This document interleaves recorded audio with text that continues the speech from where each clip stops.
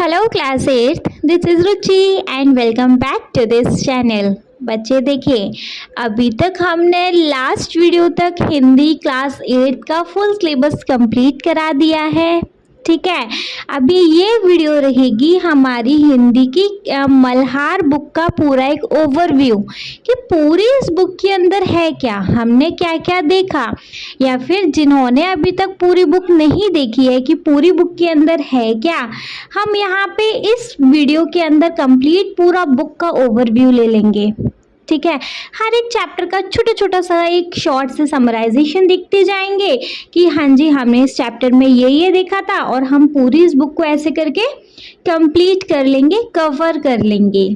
ठीक है, देखो सबसे पहले हमारे पास ये एक इंटरफेस दिया हुआ है, ये हिंदी बुक का है जिसके अंदर वी हैव अ 10 चैप्टर। अच्छा, हिंदी बुक मल्हार की है वो आपको पता है। ठीक है, इस बुक के अंदर 10 चैप्टर हैं। देखो जब हम क्लास 9th में आएंगे तो हमारे पास जितने भी चैप्टर होंगे ना वो ना सेक्शंस में डिवाइड होंगे। जैसे एक सेक्शन हमारा गद्य खंड रहेगा, एक सेक्शन हमारा काव्य खंड रहेगा। मैम गद्य खंड क्या और काव्य खंड क्या?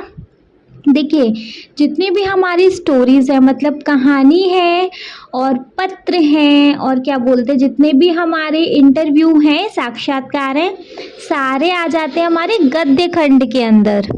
करेक्ट। और जितनी भी हमारी कविता हैं, दोहे हैं, पद हैं, ये सारे आ जाते हैं हमारे काव्य खंड के अंदर। लेकिन आपकी क्लास 8th की बुक में सारा कुछ अभी तक मिक्सअप है। ठीक है, तो कोई बात नहीं, हम वो देख लेंगे।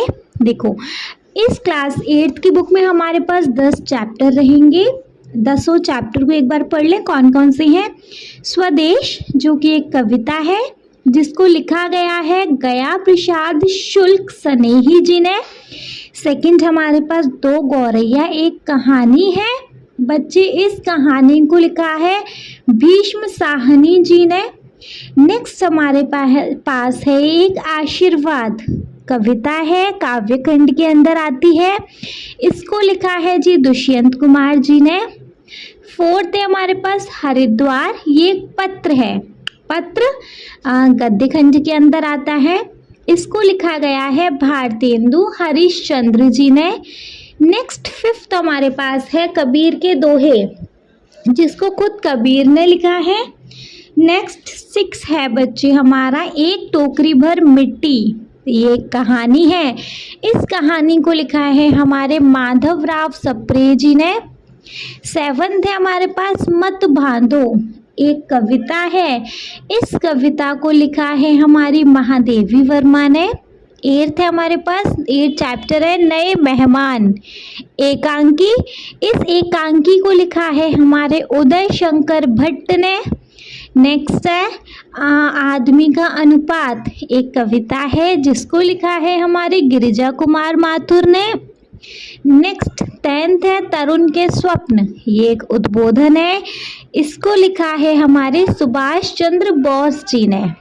ठीक है, इस बुक के अंदर हमारे पास ये 10 चैप्टर्स हैं। चलो इन 10 चैप्टर्स को एक एक करके देख लिया जाए। देखो सबसे पहले आ जाते हैं एक स्वदेश कविता पर। ये कविता है, पूरा अंदर जाके नहीं बताएंगे कि इसमें है क्या, मतलब कंप्लीट इसके अंदर क्या है। अगर वो बता दिया बच्चे तो फिर आप चैप्टर के अंदर क्या पढ़ेंगे, है ना, फिर तो सारा इंटरेस्ट खत्म हो जाएगा। अगर किसी मूवी को एक बार में बता दिया जाए कि इस मूवी के अंदर ये है तो सारा सस्पेंस नहीं खत्म हो जाएगा।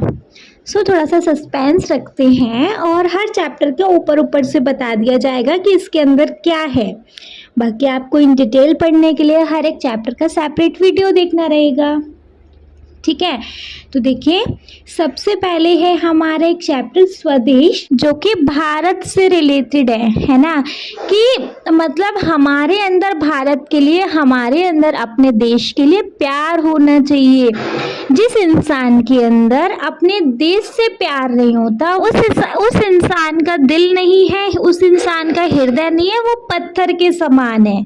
तो इस पर हमारी ये स्वदेश कविता बनी है। ठीक है, ये कविता हो गई बच्चे। तो इसके बाद हमारे पास नेक्स्ट चैप्टर है दो गौरैया। दो गौरैया एक हमारी कहानी है। ये कहानी क्या है कि देखो, एक किराए के मकान में 3 लोग रहते हैं। जो इस कहानी को बता रहे हैं वो मतलब लेखक और उनके माता पिता। होता क्या है, वो जिस मकान में रहते हैं ना, उस मकान में क्या गौरैया आ जाती हैं, है ना। वो पूरा दिन मतलब पूरा 2-3 दिन जो भी रहता है वो उस गौरैया को भगाने की कोशिश करते रहते हैं। तो कोशिश करने में जितना भी पूरे दिन का पूरा वृतांत है वो सारी चीज़ें इस कहानी में बताई गई हैं। बहुत ही इंटरेस्टिंग कहानी है, प्लीज़ पढ़कर देखिएगा। चलिए नेक्स्ट थर्ड चैप्टर है हमारे पास एक आशीर्वाद, जो कि एक कविता है। इस कविता को लिखा है हमारी जी दुष्यंत कुमार ने। और दुष्यंत कुमार बच्चों को आशीर्वाद देते हुए इस कविता को लिखते हैं कि आपके सपने बड़े हों, आपके सपने हकीकत में बदले, है ना। मतलब कि हर एक बच्चे को वो ब्लेस करते कि आपके सपने जल्दी साकार हों। ठीक है, नेक्स्ट चैप्टर आता है हमारा हरिद्वार का। ये पत्र है बच्चे, इस पत्र को लिखा है हमारे भारतेंदु हरिश्चंद्र जी ने। ठीक है, इस पत्र को लिखने में इस पत्र के अंदर क्या है, इस पत्र के अंदर पूरा हरिद्वार का वात्रांत है, मतलब पूरा इंसिडेंट है। हरिद्वार के अंदर उन्होंने क्या देखा, उनको कैसा फील हुआ, उनका मन वहाँ जाके कितना शांत हो गया, वो सारा कुछ आपको इस चैप्टर में देखने को मिलेगा। ठीक है जी। चलिए नेक्स्ट चैप्टर है हमारे पास बच्चे कबीर के दोहे। कबीर के दोहे के अंदर देखेंगे हम क्या है। कबीर के दोहे के अंदर कुछ हमारे दोहे हैं जो कि कबीर ने लिखे हैं। ठीक है, जैसे आपने ये सारे दोहे बहुत पहले भी पढ़ चुके होंगे। लाइक साँच बराबर तप नहीं, झूठ बराबर पाप, जाके हृदय साँच है, ता हृदय गुरु आप। मतलब जीवन से रिलेटेड आपको इस चैप्टर में कबीर के दोहे देखने को मिलने वाले हैं। ठीक है, अगर आपको इन डिटेल जानना है जी तो आप चैप्टर की हर एक डिटेल वीडियोस को आप चेकआउट कर लीजिएगा। चलिए नेक्स्ट चैप्टर है हमारा चैप्टर 6 एक टोकरी भर मिट्टी। ये क्या है, हमारी एक कहानी है। इस कहानी के अंदर क्या है कि एक बूढ़ी माँ है और एक और उसका पड़ोसी है जो कि उसकी जो झोपड़ी उसको खरीदना चाहता है, क्योंकि उस झोपड़ी की जगह अपना और उस महल को बड़ा करना चाहता है ना।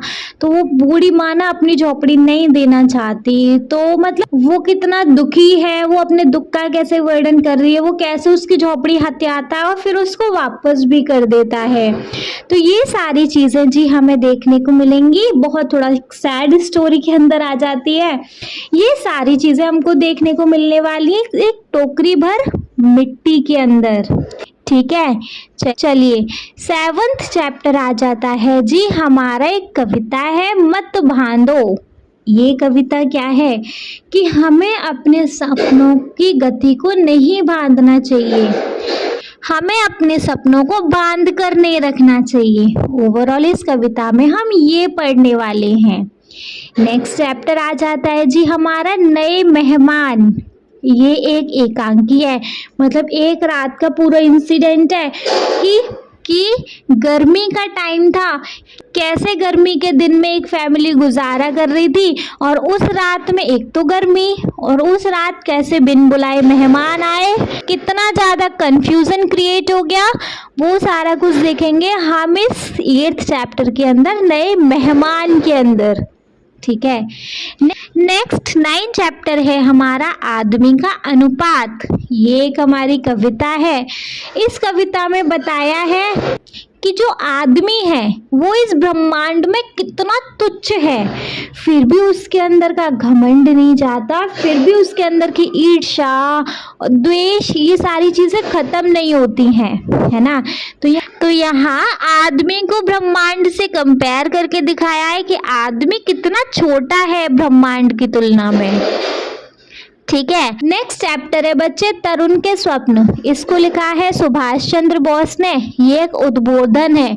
उद्बोधन मतलब जी ये एक हमारा भाषण है जो कि सुभाष चंद्र बोस ने दिया है युवाओं को, ठीक है, कि हमें देश के लिए क्या क्या करना चाहिए, उनका क्या सपना था सुभाष चंद्र बोस का, वो कैसे इस सपने को हम युवाओं को देना चाहते हैं, ठीक है। तो बच्चे इस ओवरऑल बुक के अंदर हम ये सारे चैप्टर देखेंगे। सारे चैप्टर का ऊपर ऊपर से बता दिया नहीं कि इन सारे चैप्टर्स में ये है। सारे चैप्टर को इन डिटेल जानना है तो भैया सबकी एक डिटेल वीडियो देख लीजिएगा, ठीक है। आई होप ये बुक का ओवरव्यू आपके लिए बहुत ज़्यादा हेल्पफुल रहेगा, ठीक है जी। Thank you so much.